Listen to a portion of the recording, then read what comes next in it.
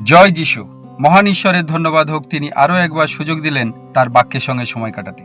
আজ আমরা পাঠ করব কলসীয়দের প্রতি পত্র 3 অধ্যায় 12 থেকে 15 পদ, কিন্তু আমরা একটু ভেঙে ভেঙে পড়ব। 12 পদে লেখা আছে, অতএব তোমরা ঈশ্বরের মনোনীত লোকদের, পবিত্র ও প্রিয় লোকদের উপযোগী মতে করুণাচিত্ত, মধুর ভাব, নম্রতা, মৃদুতা, সহিষ্ণুতা পরিধান করো। পরস্পর সহনশীল হও, এবং যদি কাহাকেও দোষ দিবার থাকে তবে পরস্পর ক্ষমা করো। প্রভু যেমন তোমাদিগকে ক্ষমা করিয়াছেন, তোমরাও তেমনই করো। আর এই সকলের উপরে প্রেম পরিধান করো, তাহাই সিদ্ধির যোগবন্ধন। আর খ্রিস্টের শান্তি তোমাদের হৃদয় কর্তৃত্ব করুক। তোমরা তো তাহারই নিমিত্ত এক দেহে আহুত হইয়াছ, আর কৃতজ্ঞ হও। প্রভুর এই বাক্য থেকে প্রভু আমাদের সঙ্গে কথা বলুন, আমাদেরকে শিক্ষা দান করুন, যেন আমরা এই বাক্য মেনে চলতে পারি। এই বাক্যের সার কি ভাই বোনেরা? প্রথমে বলা হচ্ছে তোমরা, অর্থাৎ বিশ্বাসীদেরকে বলা হচ্ছে, খ্রিস্ট ভক্তদেরকে বলা হচ্ছে, ঈশ্বরের মনোনীত লোকদের, পবিত্র ও প্রিয় লোকদের উপযোগী মতে।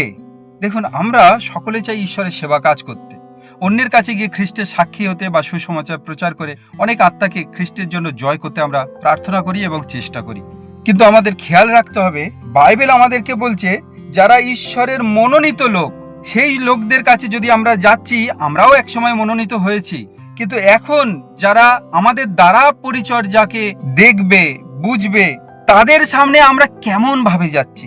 বাইবেল আমাদেরকে বলছে যে তোমরা পবিত্র প্রিয় লোকদের উপযোগী মতে করুণা চিত্ত, মধুর ভাব, নম্রতা, মৃদুতা, সহিষ্ণুতা পরিধান করো। আমরা হয়তো অনেক বাক্য নিজেরা প্রচার করছি, অনেক ট্র্যাক্ট বা বাইবেল বা সুসমাচারের অনেক কিছু বিতরণ আমরা করছি, বা মণ্ডলী থেকে বাইবেল বা বাণী প্রচার করছি, বা বিভিন্নভাবে ঈশ্বরের বাক্যের সঙ্গে আমরা সেবা কাজে যুক্ত আছি। কিন্তু এই চরিত্রগুলো, এই গুণগুলো কি ভাই বোনেরা আমাদের মধ্যে ঈশ্বর দেখতে পান? বা আমরা যাদেরকে পরিচর্যা দিতে যাচ্ছি, যেখানে ঈশ্বরের সেবা কাজ করতে যাচ্ছি, সেই লোকেরা কি আমাদের মধ্যে দিয়ে এই বিষয়গুলোকে অনুভব করেন? আমরা কি সেই পবিত্র আচরণ করছি?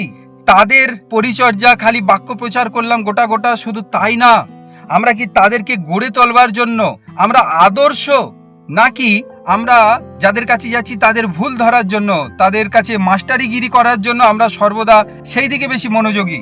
দেখুন ভাই বোনেরা, আমরা যারা পরিচর্যাকারী, এটা আমাদের প্রথমে জানতে হবে, আমরা যাদের কাছে যাচ্ছি তারা কিন্তু বাইবেল পড়ে রাতারাতি কেউ পরিপক্ক হয়ে যাবে না, বা তারা চার্চে আসলেই তারা কিন্তু সব জানতা হয়ে যাবে না। তারা দিন প্রতিদিন পরিচর্যাকারীদের দেখেন, তারা বাক্য প্রচারকারীদের মধ্যে দিয়ে যিশুকে দেখবার চেষ্টা করেন। তাদের জীবনটা কেমন, তাদের আচরণটা কেমন, তারা কি ক্ষমাশীল, তারা কি দয়ালু, তারা কি নম্র, তারা কি মৃদু, নাকি সবসময় তারা খ্যাঁক খ্যাঁক করে, সবসময় তারা স্যারগিরি করেন, তারা সবসময় উপরে উপরে চলেন, সবসময় তারা সিংহাসনে বসে ছড়ি ঘোরান। এরকম যদি আমরা কেউ করছি, তাহলে কিন্তু আমাদের বোঝা উচিত যে খ্রিস্ট এসে আমাদের কাছে এইরকম ভাবে আচরণ করেননি। আমরাও একটা সময় এই মতো লোকদের, আজকের যেমন পরিস্থিতি, আমরাও সেই পরিস্থিতি দিয়ে যিশুর কাছে এসেছি। আমরাও কিন্তু রাতারাতি বাইবেল পড়ে কেউ বিদ্বান হয়ে যায়নি। আমরাও কোনো ব্যক্তিকে দেখে আদর্শ মনে করে তবে যিশুর প্রতি, ঈশ্বরের বাক্যের প্রতি আকর্ষিত হয়েছি, তবে আজ আমরা এই জায়গায় এসেছি। কিন্তু আমরা যাদেরকে গড়ার কাজে সুযোগ পেয়েছি, তাদের কাছে গিয়ে যদি এইরকম ভাবে চলি আমরা, তারা বিঘ্ন পাবে, তারা কিন্তু দূরে চলে যাবে, আর তাদেরকে পুনরায় প্রভুর পথে ফেরানো বড় মুশকিল হয়ে যাবে।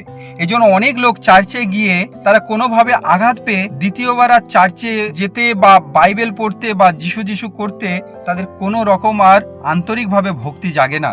আর এর জন্য দায় হচ্ছে পরিচর্যাকারী, অর্থাৎ আমরা। ঈশ্বরের বাক্যে এখানে 3 অধ্যায় কলসীয় 14 পদে বলছে যে তোমরা সকলের উপরে প্রেম পরিধান করো। 13 পদের শেষে বলেছে যে তোমরা পরস্পর ক্ষমা করো, যেমন প্রভু তোমাদের ক্ষমা করেছেন। আমরা আজকের যেখানে যাচ্ছি, সুসমাচার প্রচার করছি বা বাক্য প্রচার করছি বা মণ্ডলী চালাচ্ছি, আমাদের মধ্যে দিয়ে সাধারণ কাঁচা বিশ্বাসীরা কি খ্রিস্টের সেই ক্ষমা, প্রেম, মৃদুতাকে দেখতে পাচ্ছে? যদি দেখতে পাচ্ছে তাহলে উপযুক্ত বিষয়, খুব ভালো। যদি না দেখতে পায় তাহলে আমাদের নিজেদের পরিবর্তন হতে হবে। যদি আমরা প্রেমকে, খ্রিস্টের সেই ক্ষমাকে আমরা অন্যের কাছে তুলে ধরছি না, তাহলে আমরা কখনোই এই সিদ্ধির যোগবন্ধনের কাজ করছি না, যা দায়িত্ব প্রভু আমাদেরকে দিয়েছেন। বাইবেল আমাদের কাছে এখানে 15 পদে বলছে যে খ্রিস্টের শান্তি তোমাদের হৃদয় কর্তৃত্ব করুক। আমাদের অন্য কিছু আমাদেরকে না চালাক, আমাদের আমিত্ব, আমাদের জ্ঞান, আমাদের শক্তি, আমাদের কৌশল, এগুলো আমাদেরকে না চালাক। খ্রিস্টের শান্তি, খ্রিস্টের সেই ব্যবহার, খ্রিস্টের সেই আচরণ আমাদেরকে পরিচালনা দান করুক, সেটা আমাদের উপরে কর্তৃত্ব করুক। বাইবেল বলছে এইটার জন্যই আমরা ঈশ্বরের কাছে আহত হয়েছি। আর আমাদের মনে প্রাণে সর্বদা কৃতজ্ঞ থাকতে হবে। তবে গিয়ে আজ আমরা উপযুক্ত সেবাকারী হতে পারবো। অন্যের কাছে গিয়ে যখন আমরা যিশুর সুসমাচার দেব, যিশুকে বিশ্বাস করতে বলবো, লোকেরা আমাদের মধ্যে দিয়ে, আমাদের ব্যবহার দ্বারা যিশুকে চিনবে, আমাদের মধ্যে দিয়ে তারা যিশুকে জানতে পারবে। আমরা যেন বিঘ্ন না হই ভাই বোনেরা, আমরা যেন তাদের কাছে সরল হই। ঈশ্বর আমাদের প্রত্যেকে অনুগ্রহ দান করুন। জয় যিশু।